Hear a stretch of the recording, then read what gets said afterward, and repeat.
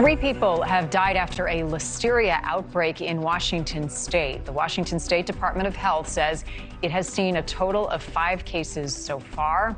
All of the cases impacted people who were older than 60 and had compromised immune systems. Officials say that the people infected got sick between February 27th and June 30th. The health department now says it is working to identify the source of the exposure, which is likely some type of food.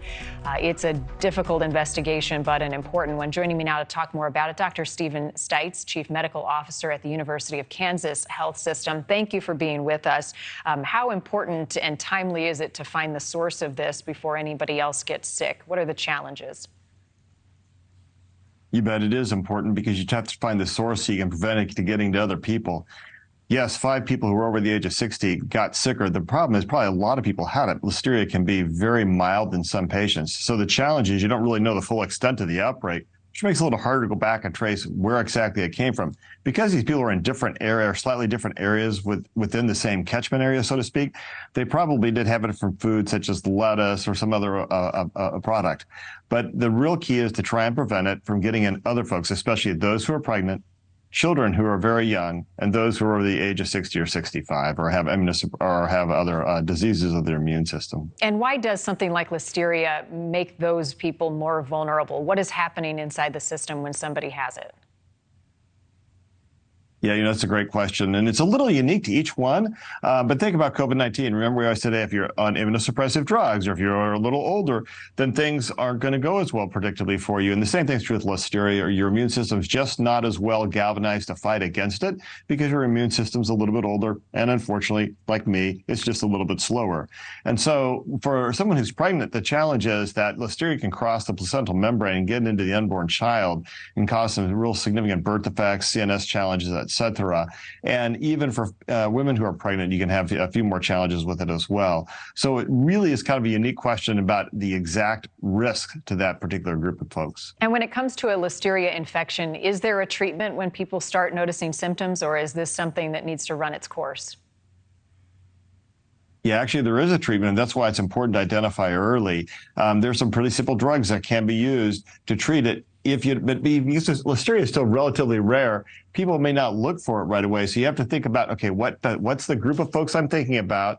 What are the possible other causes and things? If I can't find an explanation, I have to look hard and fast for listeria. There are different things like stool cultures and blood cultures, et cetera. And then oftentimes you go ahead and treat for it presumptively because the cultures can take a while and that can take too long. So really, if you have listeria on your differential, you go ahead and start treatment early, even before the culture data comes back. You bring up things like lettuce. What are some preventive things that folks should do before they eat anything that may contain listeria? Some of the basics. Yeah, wash, right? It's the same thing our moms told us to. What do you do with your fruit and vegetables? I get a big bag of red grapes, man, I'm ready to eat. But what you really need to do is you need to wash those thoroughly. Yeah, I've even seen some TikTok videos about how to properly wash strawberries because they have so many porous spaces on them.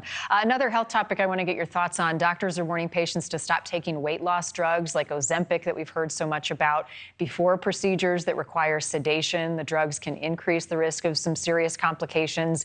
So if folks have an upcoming surgery, should they be skipping the surgery or getting off the drug? What's your messaging on this? Yeah, I think the key is to stop it for 1 or 2 doses before you have the surgery. The challenge is that Ozempic and those drugs slow how fast your stomach empties. And even though we say, okay, nothing to eat for 12 hours before surgery, you still may have food in your stomach. And then when you go to be put onto a breathing machine or to be put to sleep, you get this kind of nausea feeling and you may throw up and aspirate. And what we say is, you're not protecting your airway, can get into your lungs and cause significant lung damage. So the way to get around that is to wait and go ahead and do the surgery, but just stop the Ozempic for 12 or 24 hours prior to having your surgery. And that way, the effect it has on slowing your gastric emptying, your stomach emptying, it should have gone away by then. All right, good to know. Dr. Stephen Stites, thank you, as always. Thank you for watching. Go to newsnationnow.com to find NewsNation on your television provider. And don't forget to click the red subscribe button below to get more of NewsNation's fact-driven, unbiased coverage.